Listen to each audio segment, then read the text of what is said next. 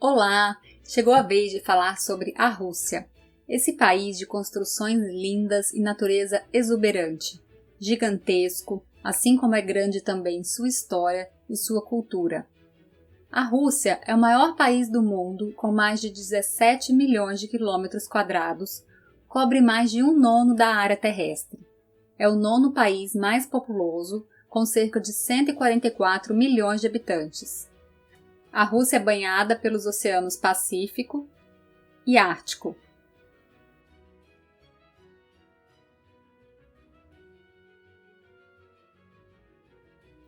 Faz fronteira com os seguintes países: Noruega, Finlândia, Estônia, Letônia, Lituânia, Polônia, Bielorrússia, Ucrânia, Geórgia, Azerbaijão, Cazaquistão, China, Mongólia e Coreia do Norte. Também tem fronteiras marítimas com o Japão, pelo Mar de Okhotsk, e com os Estados Unidos, pelo Estreito de Bering. Quando olhamos o mapa da Rússia, o que mais salta aos olhos, além do seu tamanho gigantesco, é que o país está em 2 continentes, Europa e Ásia. Cerca de 23% situa-se na Europa e 77% na Ásia, ou seja, a maior parte da Rússia está na Ásia. Já com a povoação ocorre o contrário, apenas 25% de sua população está na parte asiática. Na verdade, existe uma discussão sobre a identidade russa até mesmo entre os próprios russos. Serão os russos europeus, asiáticos, uma mistura dos dois ou nenhum dos dois, e sim uma civilização única? Os Montes Urais são uma cordilheira de montanhas na Rússia que definem a fronteira entre a parte europeia e asiática. Ficam aqui nessa região.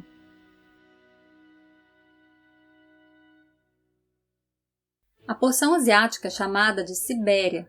A Sibéria é gigantesca, sendo boa parte um lugar isolado e muito gelado. No extremo norte predomina a tundra, uma planície pouco habitada, sem árvores, com grande parte da superfície congelada e muitos pântanos. Abaixo dela vem a taiga, a maior floresta do mundo. Explorando mais o mapa da Rússia, ao sul temos a região das Montanhas do Cáucaso, que é esse braço entre o Mar Negro e o Mar Cáspio, onde está a fronteira com a Geórgia, Armênia e Azerbaijão. Faz parte também do Cáucaso a Chechênia, uma das repúblicas da Federação Russa. Aqui para a gente ver onde está o Cáucaso e a Chechênia. O país é a 12ª maior economia do mundo por PIB e com o 5º maior orçamento militar.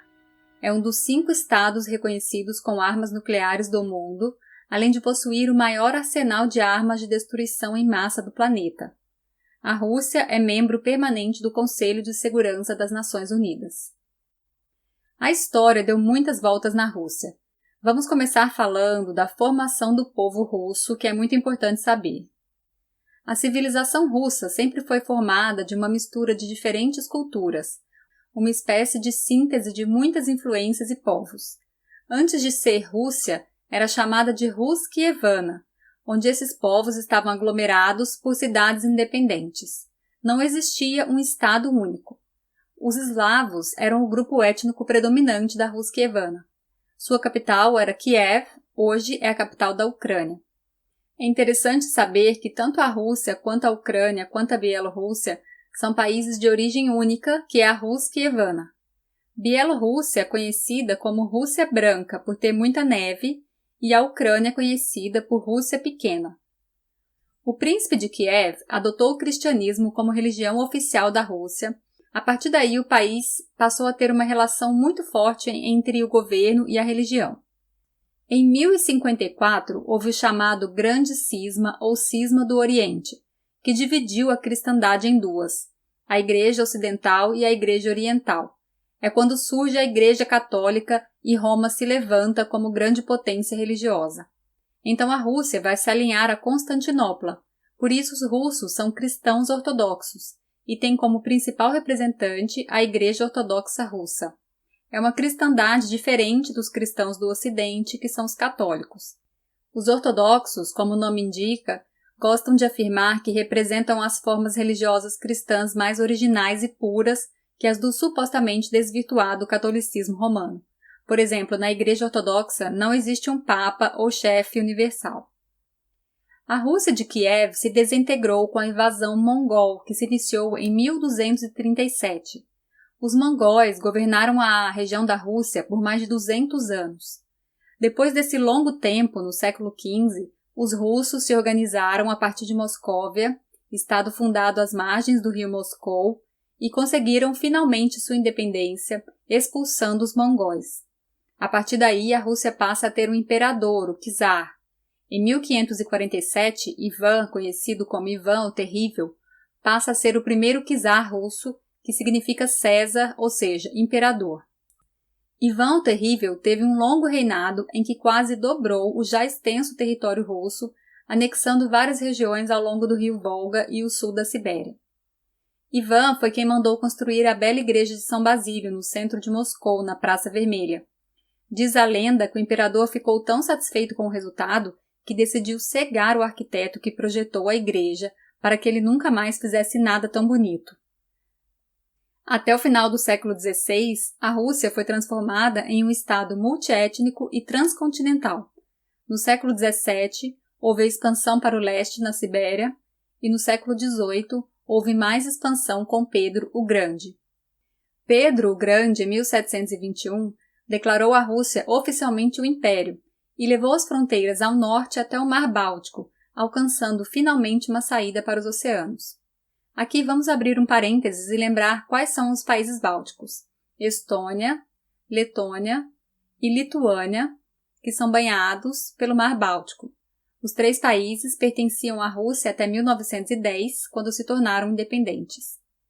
O Império Russo, também conhecido como Rússia Czarista, passou a ser reconhecido como uma potência mundial. Foi o maior império em área de todos os tempos. O período do Império Russo compreende sua fundação em 1721, com a expansão do Báltico ao Pacífico, até 1917, quando foi derrubado pela Revolução Socialista. Pedro o Grande foi conhecido por ter sido o czar modernizador da Rússia. Ele era grande fã da cultura do Ocidente, da Europa, da França, Itália, e queria levar essa cultura para a Rússia, banindo os costumes eslavos. Uma das maneiras de alcançar esse propósito era fazer com que a aparência dos russos fosse mais parecida com a dos europeus, e ele instituiu o imposto sobre barba. Quem quisesse usar barba comprida precisava usar uma moedinha na barba, provando que pagou o imposto. Pedro decidiu criar uma cidade planejada para ser a capital do império, que tivesse a cara do Ocidente e que tivesse uma saída para o mar. Foi aí que, em 1703, começou a construção de São Petersburgo, mais tarde conhecida como a Janela da Rússia para a Europa. A construção demorou 13 anos e foi feita aos moldes de Veneza e Versalhes. As reformas de Pedro o Grande trouxeram grandes influências culturais da Europa Ocidental para o país, e Pedro ficou conhecido na história por tentar europeizar a Rússia. A czarina Catarina Grande continuou o trabalho de Pedro, modernizando e ocidentalizando a Rússia, principalmente por meios intelectuais. Catarina escrevia poesia e abriu espaço para a cultura literária no Império. Durante seu governo, derrotou a Polônia e anexou a Bielorrússia e a Ucrânia. Houve a conquista da Crimeia ao sul, chegando ao Mar Negro. Hoje, embora a Crimeia esteja mais ligada à Ucrânia, existe uma disputa pelo território entre Ucrânia, Rússia e até os Estados Unidos disputam esse território. O Império Russo foi importante na derrota das ambições de Napoleão Bonaparte em controlar a Europa.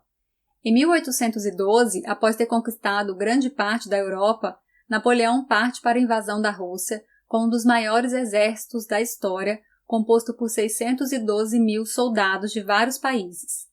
Consegue grandes vitórias, em setembro chega a Moscou, toma a cidade e não encontrou nada. Os russos haviam usado a chamada técnica da terra arrasada, evacuaram a cidade e a incendiaram. Sentado em Moscou, esperando a rendição do czar, Napoleão fica lá um mês perplexo, sem saber como agir. Aproxima-se o inverno e ele se dá conta da armadilha em que caiu. O frio e a falta de recursos foram responsáveis pela morte de 95% das tropas francesas. Usando a técnica que seria depois repetida contra Hitler, os russos se aproveitaram do seu rigoroso inverno e da imensidão de seu território para derrubar o inimigo. Napoleão então retorna com o pouco que restou de sua tropa e termina derrotado. Ao derrotar o líder que fez tremer todas as casas reais do continente, a Rússia ficou conhecida como salvadora da Europa. No século XIX, houve a incorporação da Geórgia em 1801, Finlândia em 1809, das montanhas do Cáucaso ao sul. Em seu apogeu, o Império Russo também incluía, além do território russo atual, os estados bálticos, que já falamos, Estônia, Letônia e Lituânia, a Ucrânia, a Bielorrússia, boa parte da Polônia e quase toda a Ásia Central. Também contava com zonas de influência no Irã, Mongólia e norte da China.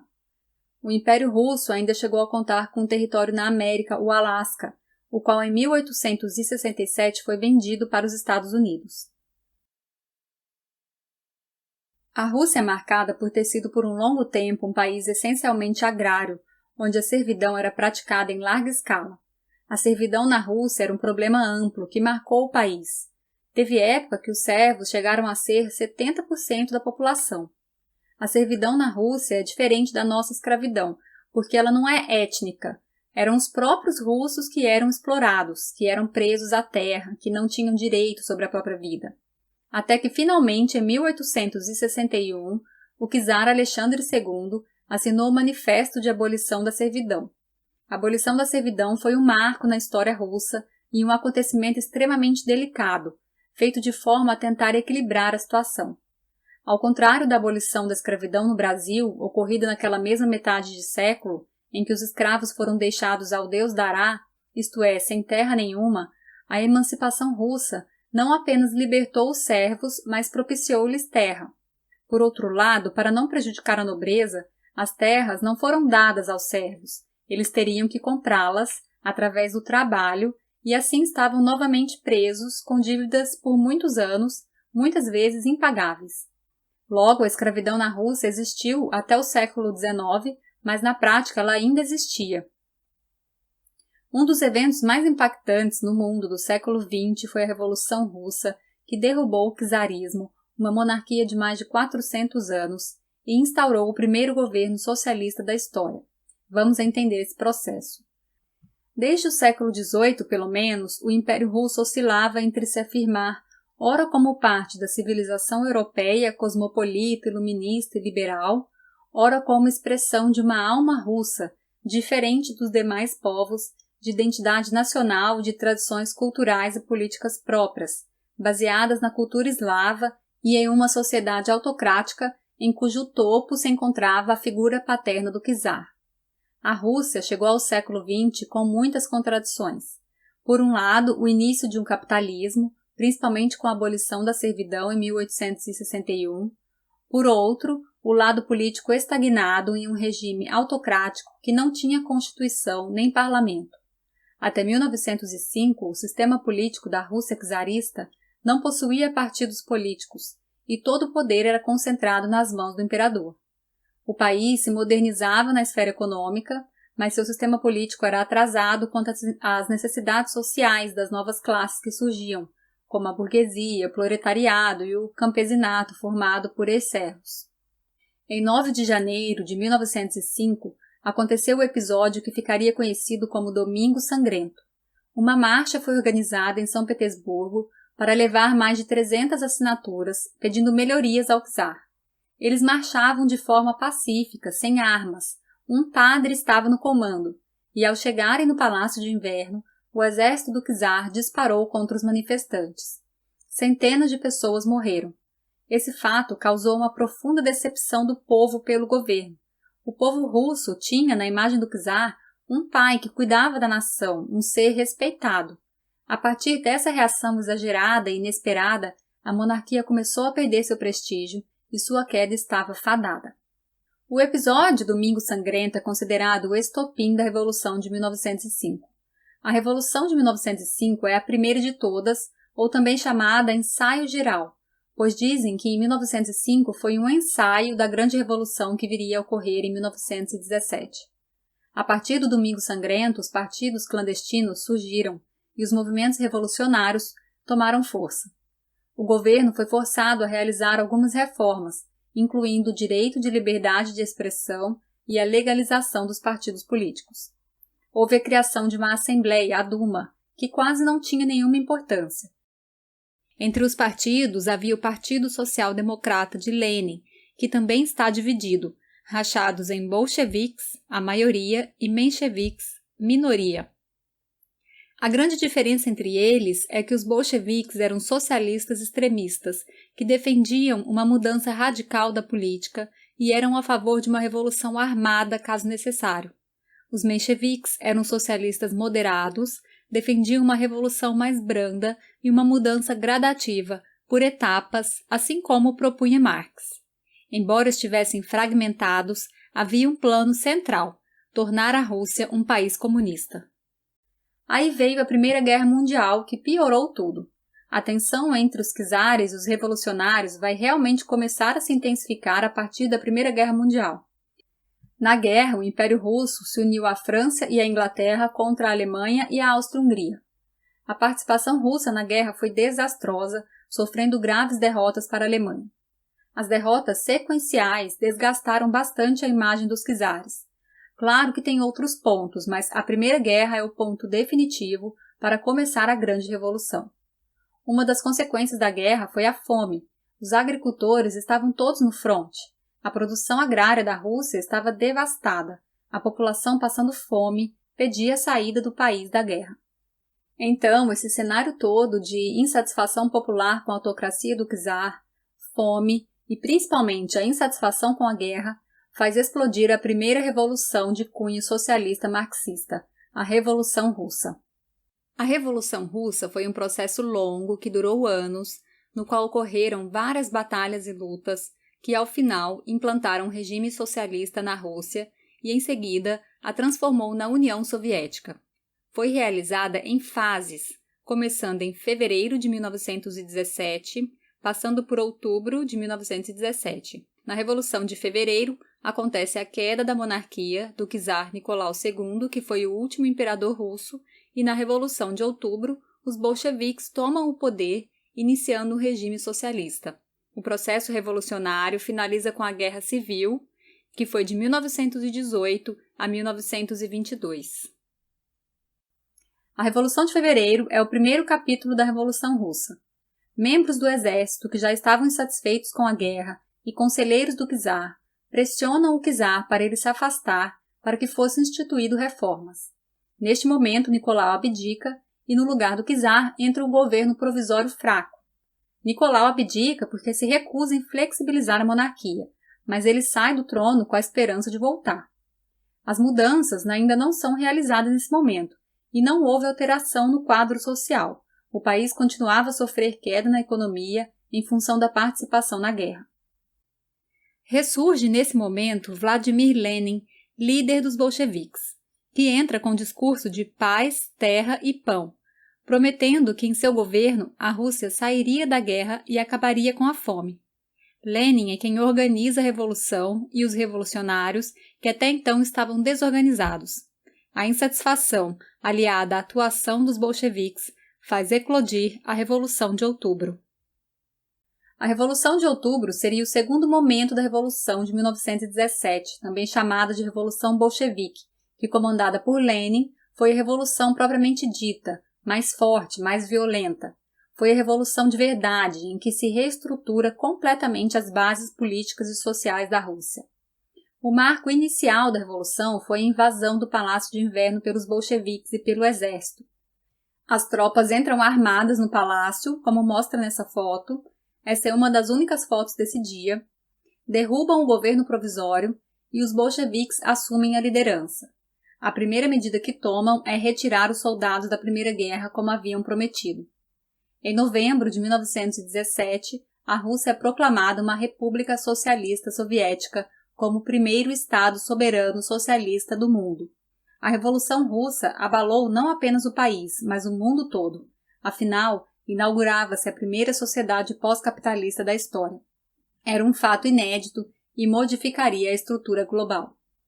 Mas a revolução ainda não estava acabada, na verdade estava só no início, e os bolcheviques sabiam que não teriam o poder tão fácil. É neste momento que estoura uma guerra civil no formato de conflitos armados entre diversas matizes políticas.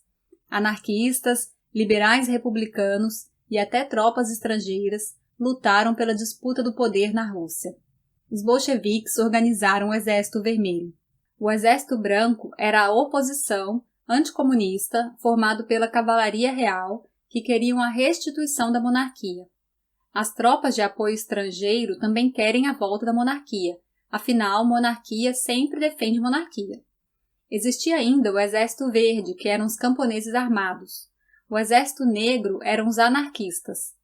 Em resumo, a guerra estava dividida em duas forças maiores. O Exército Branco, junto com a Coalizão Internacional para defender os direitos dos czares, e o Exército Vermelho, que se uniu ao restante, formando uma grande massa. A entrada dos camponeses aderidos ao Exército Vermelho foi decisiva na vitória, pois representava a adesão do povo, e eles formaram um grande contingente. A briga é bastante complexa e dura anos. Neste momento, no meio da Guerra Civil, em julho de 1918, acontece a execução dos Romanov. Para não haver chance da monarquia voltar, mandaram assassinar o czar. O czar Alexandre II e toda sua família foram mortos por fuzilamento. Essa foto foi tirada logo em seguida, mostram as marcas do fuzilamento no quarto da casa em que a família estava vivendo escondida. Essa história rendeu muitas lendas. A família foi canonizada em 1991, viraram santos mesmo. A Disney fez um filme com o nome Anastácia, que era uma das filhas do czar. Diziam que Anastácia não tinha morrido. Dizem que quando foram baleados, muitas pedras de diamantes caíram no chão. Diamantes que eles tinham costurado em suas roupas para poderem fugir. Enfim, existem muitas histórias em volta desse episódio. Essa casa hoje não existe mais, hoje em seu lugar está uma igreja. Ao fim do processo, vitória vermelha. Ao final de todo o processo, mais uma vez os bolcheviques saíram vencedores, criando após isso o Estado soviético sob sua liderança. A Guerra Civil durou anos e mostra que a implantação do comunismo não foi tranquila. As estatísticas mais modestas apontam a morte de 4,5 milhões de russos, enquanto as mais ousadas falam de 10 milhões de vidas perdidas. Em 1922, Lenin então une os países do leste europeu e cria a União das Repúblicas Socialistas Soviéticas. 2 anos depois da criação da União Soviética por Lenin, ele falece e Stalin assume o poder. Lenin foi embalsamado como uma múmia propositalmente para endeusar sua imagem. A União Soviética tinha essa característica de fortalecer a posição do líder como um ícone, um mito, um semideus, como algo incontestável. A Igreja passou a ser perseguida pela União Soviética, o Estado foi declarado ateu. O culto passa a ser a personalidade do líder, o sagrado é transferido para o Estado. O corpo de Lenin está conservado e pode ser visitado na sua tumba em Moscou. Aqui vamos recapitular as datas.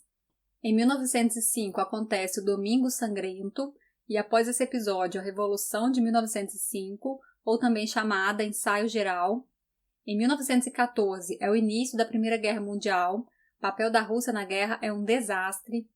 O ano de 1917 foi o ano da Revolução Socialista propriamente. A primeira revolução foi em fevereiro, que houve a abdicação do czar. A segunda parte foi em outubro, que os bolcheviques tomam o poder e é criada a República Socialista Russa.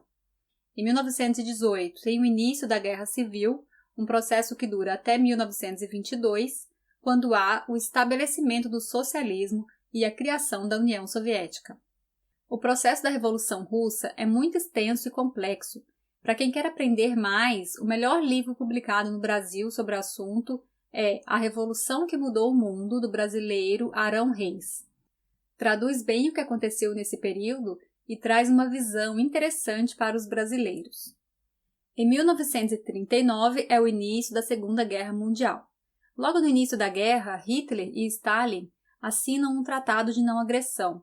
um acordo totalmente falso, pois Hitler, na verdade, tinha intenções de invadir a União Soviética, só precisava de tempo, então queria deixá-la de molho. Em 1941, então, os alemães invadem a União Soviética em uma invasão surpresa, a Operação Barbarossa. Em 1945 é o fim da Segunda Guerra Mundial, com a tomada de Berlim pelos russos. Sua vitória final foi tão sofrida que até hoje é reverenciada na Rússia como se fosse uma espécie de renascimento da nação. Na Primeira Guerra Mundial morreram no total cerca de 16 milhões de pessoas. Na Segunda Guerra foram cerca de 60 milhões. A União Soviética foi o país que mais perdeu pessoas. Estimativas dizem que foi em torno de 26 milhões. Os russos dizem que foram 40 milhões. Já comentamos em outras aulas que essa foto, símbolo da dominação soviética, é uma montagem. Com o fim da guerra, surgiram novas tensões políticas e debates sobre qual seria a melhor maneira de reconstruir o mundo arrasado. Os países capitalistas e os soviéticos passaram a disputar por zonas de influência no mundo. O mundo se dividiu em dois blocos. Winston Churchill deu o nome dessa divisão de cortina de ferro. Os países liberais ocidentais eram liderados pelos Estados Unidos e o bloco socialista liderado pela União Soviética. Essa polarização gerou um conflito político-ideológico entre as duas nações e seus respectivos blocos, cada qual defendendo seus interesses e sua ideologia. Em 1947 começava então o período da Guerra Fria. A Guerra Fria nunca gerou um conflito armado direto entre os Estados Unidos e a União Soviética, mas o conflito de interesses entre os dois países resultou em conflitos armados ao redor do mundo e em uma disputa que ocorreu em diversos níveis, como na economia, a diplomacia, a tecnologia e tantos outros. Temos em PDF mais explicações sobre a União Soviética e o período da Guerra Fria. Em 1986, acontece o acidente de Chernobyl. A explosão do reator nuclear foi um fator decisivo para a queda da União Soviética. A tragédia de Chernobyl foi o maior acidente provocado pelo homem. A radiação chegou até a Europa Ocidental. Até hoje a usina libera radiação, mas está contida. Tem uma série na HBO sobre o acidente, fundamental para se entender toda a sua grandeza e importância. É muito recomendado que se assista. Em 1989 acontece a queda do Muro de Berlim. A queda do muro tornou-se símbolo do fim da Guerra Fria. Em 1991 acontece a desintegração da União Soviética. A Rússia passa a ser Federação Russa. A partir daí começa o processo de transição do socialismo para o capitalismo. Primeiro comandado pelo presidente Boris Yeltsin e depois pelo presidente Vladimir Putin, que está no poder até os dias atuais.